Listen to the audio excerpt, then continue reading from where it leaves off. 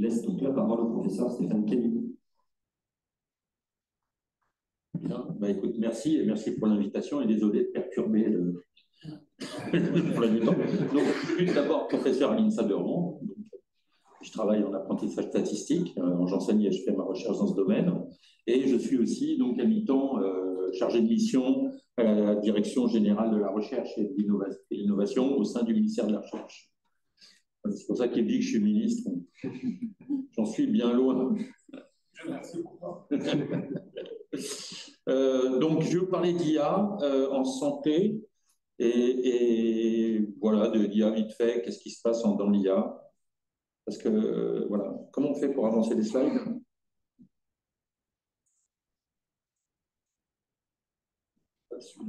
Ah bah attends, ouais, c'est bon. Voilà. Si vous suivez un peu l'activité, vous devez commencer à être un peu saoulé par l'IA.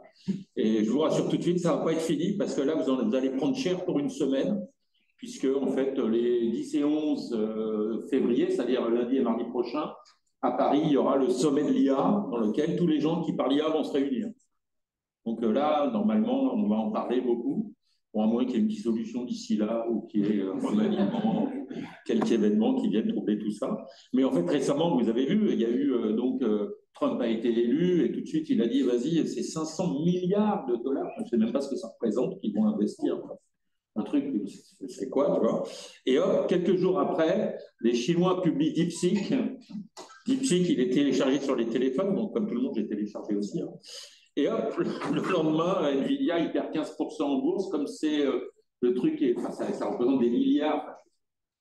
Qu'est-ce que c'est que cette affaire, quoi? C'est un peu n'importe quoi. Et donc, on voit que dans ces annonces, il y a du géopolitique, il y a de la finance, il y a des choses qui, je dirais que cela ne nous regarde pas.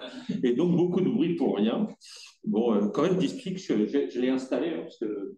Donc, en fait, le buzz, c'est qu'il y a eu plus de téléchargements de DeepSeek que d'OpenAI sur les téléphones portables. Donc, parce qu'OpenAI, ils disent que Chat, ils ont 500 000 téléchargements et 300 000 utilisateurs réguliers, en fait, de l'appli. Enfin, c'est vraiment un succès, quoi. Bon, DeepSeek, comme il est chinois, puis que j'ai mauvais esprit, je lui ai demandé, évidemment, dis-moi, est-ce que Taïwan est un pays? Il répond pas. Ah si, il a répondu. Alors il a une réponse en 2 temps. Donc, dans un premier temps, il dit « Ah ouais, c'est compliqué parce que Taïwan est reconnu par certains États, mais la République de Chine considère que c'est en Chine. Donc, il y a 12 États qui l'ont reconnu, etc. » Il explique bien, tu vois. Et puis, au bout de 10 secondes, ça s'en va. Et puis, il met « Sorry, that's beyond my current scope. Let's talk about something else. » Et donc, ce n'est pas le modèle lui-même, mais il est post-traité par quelqu'un ou un automate qui surveille et qui, dès que ça parle de Taïwan, voilà, donc, mais bon, c'est marrant de parler un peu des enjeux quand même géopolitiques associés à ces modèles. Ils sont tous sauf neutres. Et donc, l'IA est un enjeu aussi. Mais voilà, quand on parle d'IA, de quoi parle-t-on? Ben, c'est un beau sujet. Ben, l'IA, ça date pas d'hier. Ça date il y a presque, on va dire, pas 100 ans, mais pas loin, puisque ça a commencé dans les années 50. Où on essaye de chercher sur l'intelligence artificielle. Donc, les gens essayent de définir ce que serait l'intelligence artificielle. Mais, comme je dis, c'est une machine qui va imiter l'intelligence humaine. Ah bah, c'est bien ça, mais c'est quoi l'intelligence humaine? Ouh là là, ça c'est compliqué. Bon, on n'est pas sorti de l'auberge. Bon, bref. Donc, mais tous ces travaux, en essayant de travailler sur ce que pourrait être le raisonnement, ont débouché sur tout un tas de résultats, dont les ontologies ou les terminologies dont on a parlé, les structures de base de données, les recherches d'informations. Et en fait, il y a un autre sous-domaine qui s'est développé en parallèle, dans lequel je fais ma recherche, qui est machine learning, c'est l'apprentissage statistique, c'est-à-dire, la question scientifique, c'est peut-on doter les machines de la capacité d'apprendre? Et ça, apprendre, on peut le définir précisément. Il y a des tâches. Sur ces tâches, on peut mesurer l'efficacité d'une machine et voir comment on peut automatiquement, à partir d'exemples, améliorer cette efficacité. C'est très dur, on faisait de la recherche là-dessus tranquillement, inclus sur les réseaux de neurones, ça bricolait, on s'améliorait lentement mais sûrement. Et ce qui s'est passé, c'est qu'au sein des réseaux de neurones, il y a un nouveau type de réseau de neurones qui s'appelle le deep learning, les réseaux de neurones profonds, qui sont des machines complexes, on va dire, qui ont beaucoup de couches, et qui ont un peu révolutionné le domaine. et qui ont débouché sur l'IA générative. Donc, c'est celle de DeepSeek, hein, celle avec qui on peut parler. Donc, si je regarde un peu plus récemment pourquoi on est là, c'est parce qu'il y a eu quelques ruptures. Donc, la première, c'est 2012. Donc là, j'ai vu qu'on a commencé j'ai commencé à avoir des messages de copains qui me disaient, mais attends, t'as vu ce qui se passe là en image, t'as vu ces résultats, t'as vu. Et donc, tout le monde a commencé à regarder. Et en fait, en 2012, une méthode qui s'appelait AlexNet, c'est un réseau de neurones profonds. Il a résolu un problème. Donc, en science, quand on résout un problème, c'est génial, parce qu'on avance. Et donc là, il a vraiment résolu un problème sur lequel on butait depuis super longtemps. Donc, c'est un problème assez simple. On montre à la machine une image avec quelque chose dessus, un objet, et la machine était capable de reconnaître cet objet. Alors, pas tout à fait reconnaître, il y avait encore des erreurs, mais il y avait vraiment un progrès notoire qui fait qu'aujourd'hui, maintenant, on reconnaît très très bien les objets. Pratiquement, on est au niveau d'un humain pour reconnaître un objet simple. Et quand les objets sont plus compliqués, la machine est meilleure que nous. Parce que moi, s'il s'agit de reconnaître un fromage, par exemple, là, je suis super expert, je sais distinguer le Pont-l'Évêque du Livaro, etc. Bon, alors qu'un Américain, à mon avis, non. En revanche, si vous me demandez de distinguer un chihuahua d'un Saint-Bernard, peut-être j'arriverai encore, mais dans la finesse des races de chiens, j'y connais rien. Pour moi, c'est des chiens, tout ça. Alors que la machine, elle va arriver à être meilleure que moi parce qu'elle va connaître bien les différences entre les chiens et elle va être experte à la fois sur les fromages, à la fois sur les chiens, ce qui donne la qualité, en fait, de l'automatisme là-dessus. Donc, à partir de là, le focus avait été mis en disant, tiens, regardez, les réseaux de neurones profonds, ça permet de résoudre ce problème de traitement d'image, on sait reconnaître. Donc, est-ce qu'on peut l'appliquer à d'autres choses? Et évidemment, le deuxième grand succès 2016, 4 ans après, c'est que ces mêmes réseaux de neurones ont été capables de résoudre un autre problème qu'on croyait très difficile, c'est le problème de jouer au Go. Donc, moi, quand j'ai appris l'informatique, on m'a dit, ouais, l'informatique, ça pourra faire plein de choses, là, mais jouer au Go, jamais, parce qu'il faut avoir une vision globale du plateau, et ça, on ne sait pas faire en informatique. En 2016, ce problème a été résolu donc, par AlphaGo, donc c'est une société, c'est Google DeepMind qui l'ont fait. Et donc, ce que ça veut dire, c'est que la machine, elle sait prendre des décisions pour jouer en prenant en compte une situation globale. Et donc, si on voit et qu'on est capable de prendre des décisions, on va pouvoir faire d'autres choses. Notamment, l'idée, c'était d'essayer de faire des voitures qui se conduisent automatiquement. Plein d'applications étaient potentielles. Alors, 2 ans plus tard, les gens proposent un BERT. En fait, c'est 2017 exactement, bon, 2018, on va dire, voilà. Donc, on sait voir, on reconnaît des images, on sait prévoir des actions. Ben, est-ce qu'on sait parler? Voilà. Et BERT, il dit oui, ben, je vais faire un truc qui sait parler, en fait, qui comprend le langage naturel. Et en fait, l'idée est très simple, c'est il prend un texte et il prévoit le mot suivant du texte. Donc, souvent, les hommes d'équipage prennent l'albatros. Voilà. Donc, il faut arriver à prévoir le mot suivant. Et donc, dans une phrase, il peut y avoir effectivement plusieurs possibilités de mots suivants. Donc, en fait, il y a une distribution de probabilité sur les mots suivants. Et le système tire, suivant cette proba, un mot. Et puis, hop, le met et cherche le mot suivant du mot suivant, etc. Et donc, c'est la prédiction du mot suivant à l'aide de grands modèles de langage qui sont entraînés sur l'ensemble des données du web. Voilà. Et donc, les gens de ce langage qui ont fait le papier, le premier article sur ce genre de techno, ils ont tous lancé une start-up.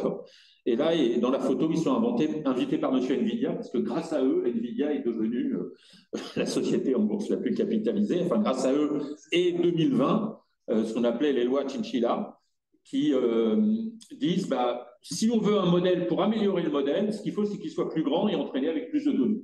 Et plus il y a de données, plus le modèle est grand, meilleur il sera. Et en fait, ces lois calculaient en fait la pente, l'accélération donnée par différentes architectures. Et elles ont montré que la meilleure architecture qui donnait la meilleure accélération, c'était les transformers. Donc cette architecture est devenue très populaire. Et tout ça a débouché sur moi, ce que j'ai appelé le mouvement Spoutnik. Donc, alors, il y en a qui disent que le mouvement Spoutnik, c'est DeepSeek, justement, parce que c'est les Chinois qui ont pris la place des Russes en battant les Américains. Voilà.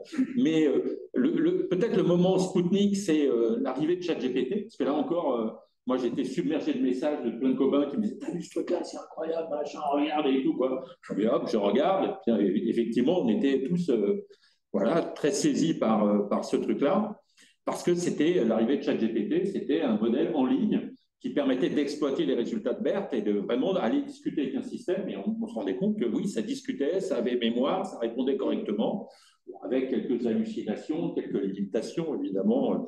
On a tous bien rigolé avec ça. Mais dans notre pratique scientifique, dans la pratique même administrative, dans tout ce qu'on a à faire, ça nous rend un coup de main. Enfin, surtout moi qui suis dyslexique et pour qui écrire une phrase est toujours une douleur. J'avoue que l'arrivée de ces outils est une bénédiction, même si, bon, il faut reprendre les textes, il faut réécrire, etc. Mais c'est vraiment une aide très, très importante. Donc, il y a aujourd'hui, c'est du deep learning des réseaux qu'on apprend à partir de données. Donc, les données sont super importantes. Et voilà, dans l'entrepôt de données, moi, j'aurais dit, derrière, il y a l'IA qui va pouvoir aller à fond, utiliser ces données pour améliorer. Tu as parlé de recherche, mais ces recherches vont être vraiment guidées par l'IA. Ou science, tu as parlé de science des données, oui, mais plus encore, puisque, en fait, aujourd'hui, on va pouvoir entrer donc des données tabulaires, c'est des mesures, des images, on l'a vu, il y en a plein en santé, mais aussi des textes, voire des paroles, voire d'autres choses, des robots, on le verra, ou des voitures. Donc, les textes, effectivement, ça va être la sortie, mais ça va être aussi l'entrée des modèles. On va vouloir interroger l'HDS, non plus en faisant des requêtes, mais en disant, tiens, donne-moi les patients qui ont telle ou telle caractéristique, ou je te donne ce patient, peux-tu me donner des patients qui ressemblent à ce patient que je te donne? Et aujourd'hui, ces modèles, ils peuvent le faire de plus en plus, mais ce qu'il faut, c'est arriver à intégrer ces outils, la base de données, les ontologies pour bien, ou les terminologies pour bien aligner ce qui va se passer et garantir la qualité de sortie en enchaînant en fait les modèles, en disant, tiens, mon premier modèle, il dit ça, est-ce que c'est correct? Est-ce qu'il y a bien personne que j'ai nommé dans la sortie, etc., etc. Un peu comme Taïwan fait, je ne connais rien là-dessus, voilà. Donc les usages, là j'en parle, question dialogue, on parle de RAG, c'est rechercher aussi dans une base de documents des choses qui existent, et des technologies, donc alors j'ai parlé de DeepSeek, mais donc vous connaissez tout ChatGPT OpenAI, donc il y a Perplexity, c'est un outil que j'utilise beaucoup, j'y reviendrai, le chat aussi, c'est le français, en fait si vous voulez faire un truc, faites plutôt sur le chat, comme ça vous ne donnez pas vos données aux États-Unis. Donc LM Studio, ça c'est la machine que j'ai en local sur ma machine, et le notebook LM pour faire du RAG un peu avancé. Donc c'est le dispositif le plus efficace que je trouve en RAG en ce moment. Bon, mais c'est un truc Google, hein, donc vous donnez vos données à Google quand vous faites ça. Il faut que je me dépêche. Donc, application à l'analyse d'image ici, donc l'IA qui détecte un cancer du sein avant son développement, il y a vraiment des applications thérapeutiques. L'assistant médical, donc Nabla, vous avez sans doute tous testé Nabla, donc on discute, il enregistre la discussion et la résume et vous la produit. Donc ça, c'est des choses qui existent, qui sont impressionnantes. Et puis, la discussion aussi à partir d'images, on peut discuter avec un modèle qui va nous aider à faire l'interprétation d'images. Alors, nous, non, qui va vous aider. Moi, je ne suis pas médecin. Il faut quand même être médecin pour avoir une bonne compréhension et utilisation de ce genre d'outils. Voilà. Alors, les outils, j'en ai déjà parlé. Donc, ChatGPT, Mistral, Perplexity, Claude, mon copilote, mais je ne l'aime pas. Après, Notebook LM, très utile. Et puis, ouais, donc ça, c'est le dicté. Donc, c'est un outil français qu'on peut utiliser, qui résume les notes. Vous pouvez vous enregistrer pendant une réunion et à la fin de la réunion, vous avez votre compte rendu. Voilà, ça, c'est ce qui existe. Donc maintenant, si vous avez des choses confidentielles, comme ça m'arrive de temps en temps avec le ministère, j'ai des choses que je ne dois pas faire sortir du net. Donc, en fait, sur ma machine, j'ai installé donc, cet outil Anything LLM, qui est couplé avec LLM Studio. Donc, vous voyez, ici, je l'utilise sans réseau, déconnecté. J'utilise avec un réseau qui s'appelle Mistral Instruct. C'est un Mistral qui a été compilé. Alors, j'ai fait une compilation MLX spéciale pour mon Mac. C'est pas lui, c'est lui là-bas. Donc, qui permet de pouvoir exécuter sur mon ordinateur des modèles assez puissants. Et donc, je peux en local sur ma machine discuter avec des LLM. Et donc, je n'ai pas de données qui sortent. Je consomme moins qu'une requête Google. Il y a quand même des questions aussi de durabilité et d'environnement dans l'utilisation de ces outils. Et en fait, c'est ça l'idée aussi qui était bien avec DeepSeek, c'est un modèle qui est petit, open source. Donc moi, je peux le télécharger, l'utiliser sur ma machine en privé, voilà, petite version parce qu'il y a la grosse version. Voilà. Et donc, les LLM, ce n'est pas seulement un outil extérieur, mais c'est un outil qu'on peut s'approprier. Et donc, aujourd'hui, il est sur nos machines, mais demain, il sera sur nos téléphones. Pour l'instant, on l'utilise en remote. Enfin, on dit qu'il faut se connecter pour l'utiliser. Mais demain, vous pourrez télécharger pour 10 gigas un modèle sur votre téléphone et vous pourrez l'interroger, discuter avec lui. Et donc, vous consommerez moins que lors de requêtes Google. Voilà. Alors, cela dit, le monde bouge. Donc, les outils, là, je regarde au cours du temps l'évolution des performances des outils médicaux sur un leaderboard qui mesure la qualité de ces outils. Et on voit que ces IA génératives, elles s'améliorent de plus en plus. Donc, il y a deux lignes, si je me souviens bien. Donc, il y a les ouverts et les fermés aussi. Et donc, différents types d'améliorations qu'on peut utiliser, soit en faisant des prompts, une manière d'interroger qui est utile, ou différentes techniques qui sont maintenant, voilà, qui vont évoluer. Voilà. Et donc, ici, c'est un outil, donc Gemini de Google qui est payant, mais ici, les Llamas, c'est des outils qui sont open source aussi. Donc, il y a des outils qui sont open, qu'on peut utiliser, que vous pouvez vous approprier et adapter pour vos propres besoins. Et surtout, ce qui est important à voir, c'est que ces courbes, elles n'ont pas fini de bouger. Parce qu'aujourd'hui, c'est DeepSeek qui bouge, et demain, il va y avoir autre chose, et le chat, et machin.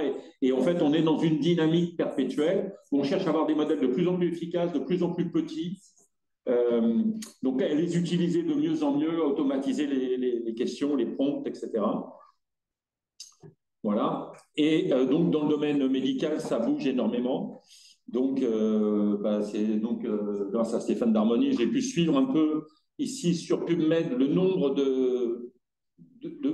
d'articles qui suivaient LLM ou ChatGPT. Donc, en 2020, il y en avait 161 et l'an dernier, 5700. Donc, c'est vraiment une explosion d'usage lié en fait à ces différents outils. Et donc, j'ai regardé aussi le workshop Mikai, et c'est vrai qu'on voit plein de workshops qui traitent en fait de d'IA pour la médecine et notamment les modèles génératifs. Alors, où va-t-on vers ces modèles? Donc, vous avez vu un modèle qui prédit le futur, le mot suivant. À partir de là, on le dresse pour qu'il puisse répondre et construire un dialogue. Mais encore faut-il faire un prompt qui soit bien. Donc, il y a le prompt engineering, poser correctement la question. Comment on fait les pré-traitements?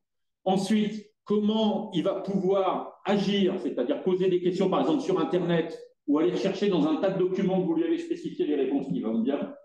Mais ça ne suffit pas. Une fois que vous avez fait ça, vous pouvez enchaîner par le même modèle en lui posant la question, est-ce que la réponse qui a été faite est correcte, ou est-ce que la réponse est bien conforme il n'y a pas de nom de personne au RGPD, etc.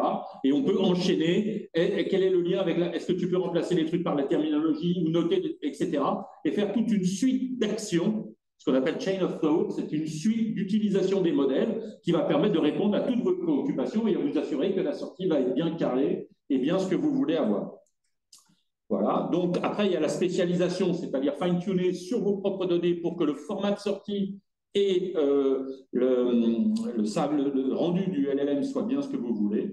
Et donc, aller vers des agences qu'on appelle action model, qui vont agir non seulement en allant sur le web ou interrogeant des données, mais en pouvant avoir des actions un peu plus complexes notamment en robotique, j'y reviendrai. Donc, toujours des points importants en recherche, notamment, on ne comprend pas très bien ce qui se passe. Il y a vraiment de la théorie à faire pour bien comprendre. On veut que les sorties, notamment si on agit, soient sûres. Donc, on parle d'alignement pour aligner les sorties sur ce qu'on veut. Et puis, donc, ces modèles, ils vont imprégner la science, la médecine, mais aussi toutes les autres sciences, la physique, la chimie, l'astronomie, qui vont voir leur pratique modifiée par l'arrivée de ces modèles. Donc, qu'est-ce qui va se passer? Je vous ai dit, on va avoir d'autres ruptures, il va y avoir d'autres trucs qui vont arriver, qui vont casser un peu tout. Donc, voilà, il y a plusieurs prédictions. Donc, moi, celle que, notamment au niveau des puces, par exemple, aujourd'hui c'est Nvidia, on ne sait pas ce qu'il y aura demain, au niveau de la mise en œuvre et de la robotique. Donc, j'aime bien, moi, cette image que je vous ai mis là. En fait, le type, il a un bras robotique qui vaut 120 €, c'est du Lego. En fait, il utilise la caméra de son laptop pour regarder ce qui se passe. Et donc, il a mis une éponge, une tâche. Et en fait, il parle à son robot, il lui dit, vas-y, nettoie la table. Et le robot, il explique ce qu'il va faire. Je vois qu'il y a une éponge et une tâche, donc je vais prendre l'éponge pour nettoyer la tâche. Et en fait, c'est un LLM qui va analyser ce qu'on lui demande pour produire l'ensemble des actions qui vont être exécutées par le robot. Parce que le robot, il nettoie la table. Bon, il la nettoie mal. Alors, ça reste un jeu, c'est un truc de recherche, mais ça montre un peu dans quelle direction on va et vers quel futur on va. Et donc, cette année, moi, le truc qui m'a le plus frappé, c'est l'évolution dans les taxis autonomes. Parce que je suis les véhicules autonomes de près, parce que je pensais à un moment qu'on aurait des voitures autonomes bien plus rapidement. Puis à un moment, je me suis dit, c'est bon, on n'y arrive pas. Alors, on n'y arrive pas, quoique, cette année, j'ai vu Waymo, ils ont annoncé que tous les jours, ils transportaient plus de 21 000 personnes. Donc, 21 000 trajets de taxis autonomes tous les jours par Waymo aux États-Unis. Donc, on n'est plus dans le bricolage, genre je vais faire une petite expérience, machin. On est dans la pré-industrialisation. Donc, évidemment, ces machines sont supervisées. Quelque part, il y a un gars qui regarde les voitures, quand ça ne va pas, il reprend la main, etc. Bon, c'est un peu, je sais pas, Waymo, ils ne communiquent pas beaucoup là-dessus, mais je les soupçonne fortement, en tout cas, de faire ça. Mais en tout cas, ils savent pré-industrialiser et monter à l'échelle. Ils montent de plus en plus de taxis sont proposés, donc ça change un peu la nature des choses. Et en fait, ils ont un gros projet de recherche parce que leur problème, c'est qu'il y a toujours des cas extrêmes sur lesquels ils ne savent pas bien faire. Et donc, leur projet de recherche, c'est d'installer, en fait, Gemini, c'est qui est le grand modèle de langue de Google, dans la voiture pour les aider à analyser l'image, le contexte et arriver à déterminer quelles actions la voiture doit faire en fonction de ce contexte. Et améliorer, en fait, ces 5 ou 2 ou 1 ou 1,5% de cas dans lesquels la voiture ne sait pas faire. Donc là, il y a un vrai projet de recherche. Et eux, comme ils ont la pré-industrialisation, qu'ils ont une masse de cas réels, s'ils arrivent à produire quelque chose d'intéressant et à démontrer sur leur flotte de véhicules actuels que ça améliore le service, ben ça aura montré que ces modèles peuvent se mettre dans la voiture et améliorer en fait la conduite autonome. Voilà. Alors, donc mon ami Stéphane. Ouais, j'arrive, je descends. Ouais, donc en fait, là, j'ai tapé juste, regardez, FDA, Artificial Intelligence dans Google, et vous voyez qu'il y a déjà plus de 1000 dispositifs aux US qui sont, alors, ils sont pas validés, hein, ils sont pré-validés. Et il y a 5 ans que j'en avais fait le boulot pour un groupe de travail, il y en avait 3 qui étaient complètement validés. Donc, de 3, on est passé à 1000. Donc, mais on est en pré-market, hein, ils ne sont pas validés. Et donc, par rapport à ce que disait, si on reste en France, enfin en France, en Europe, dès qu'on est dans le soin, il faut un marquage CE. Hein, d'accord? Ça veut dire, je reprends l'exemple si on reprend ce que disait le jeune Gaëtan Cardeluet, si demain, enfin dans 1 an, dans 2 ans, on fait un RAG pour interroger SISMEF, LISA, ITOP, on n'est pas dans le soin, d'accord? Je pose une question, j'interfère et après j'applique. Je ne suis pas dans le soin.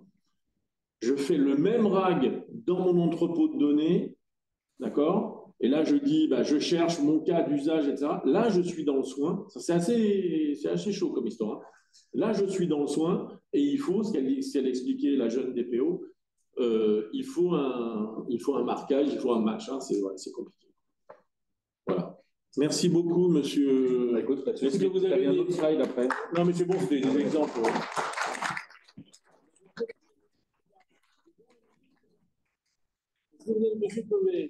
Alors, j'explique pourquoi ce monsieur est là. On a la même passion. Accessoirement, il travaille au Vidal, on s'en fout complètement.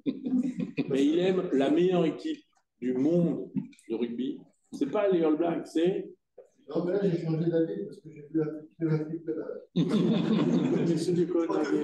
C'est quoi notre club préféré? C'est comment il s'appelle? Dis-leur. Je ne vais pas me le dire, on le sait. Ok. Donc, pour les ignares, c'est le Stade Toulousain. Ah non, parce que moi, j'aime bien les brebis. C'est un an à Canberra. C'est une belle équipe. Normalement, on ne tape pas, mais là, c'est trop. Donc, est-ce que vous avez des questions pour le ministre, les enfants?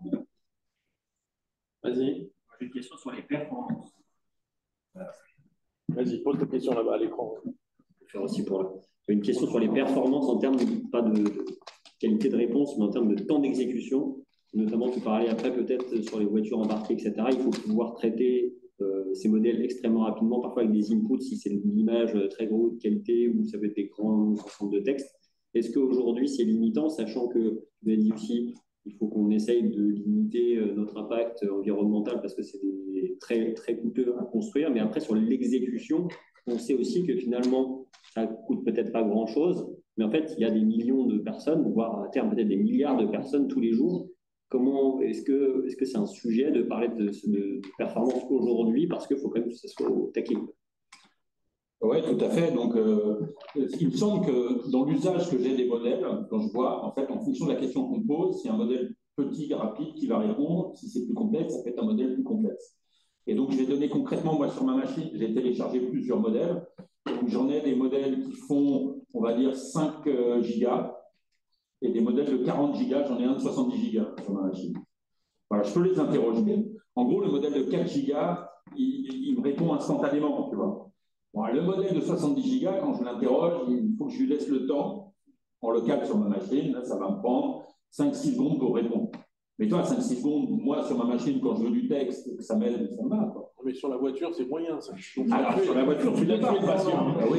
Tu l'as tué de patient. Non, tu dois avoir effectivement des rapports, des relations en temps réel. Ça va être lié, en fait, là, au hardware aussi qui est spécifique. Donc, dans la voiture, hein, tu vas avoir un hardware qui est spécifique, en fait, au type de réseau. Il y a déjà, en fait, notamment, j'avais suivi le hardware Tesla, le FSD, hein. Quand elle est sortie, cette puce, c'était la puce la plus avancée au niveau de traitement d'image. Elle était hallucinante au niveau des capacités de traitement d'image. Et donc, c'est la même qu'il y a toujours dans les Tesla, qui permet de traiter les images avec déjà des gros réseaux de neurones qui font tout le boulot.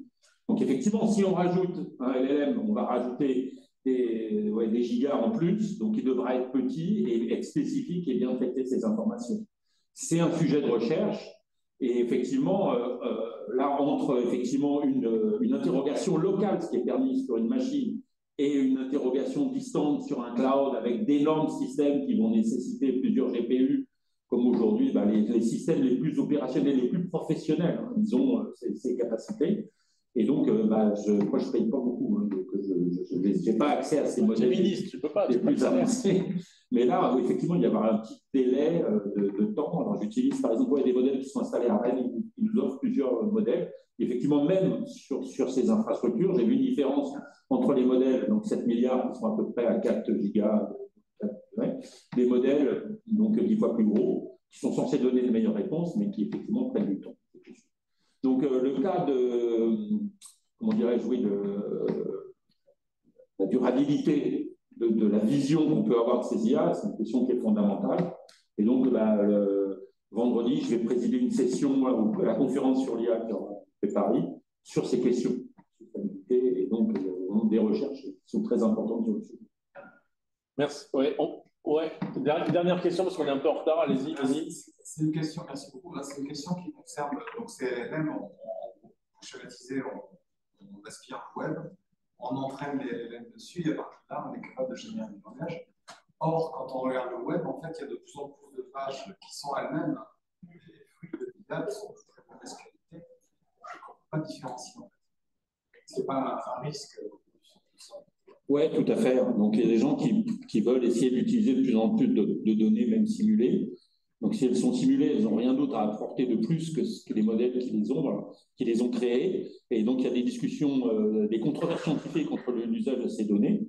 Mais il y a de plus en plus d'initiatives qui visent à utiliser des données nettoyées ou propres.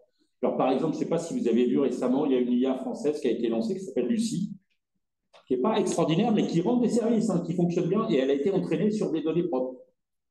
Oui, justement, on n'arrive plus à différencier les données de qualité de celles qui ne sont pas. Je vais prendre un exemple très simple que vous testez tous, le coefficient kappa. Il normalement entre moins l'infini et 100, et il s'interprète entre 0 et 1. Mais quand vous demandez sur Google ou sur n'importe quel agent quel est son intervalle de variation, la réponse est de moins 1 à 1, ce qu'il faut bien sûr comme réponse. Et en fait, ça tient au fait que beaucoup de pages sont générées par des stagiaires, etc., pour attirer les gens sur les boîtes des sociétés sur le stats, qui sont des pages de très mauvaise qualité, mais qui passent devant en termes de fréquentation, etc., des pages académiques. Bah oui, d'où l'importance de spécialiser en santé un modèle et de garantir, donc à travers des critiques et du savoir, des terminologies et tout ce qu'on sait, la qualité des sorties. On va y venir. Travail de spécialisation et de détermination. Reste cet après-midi, tu vas écouter Partage, tu vas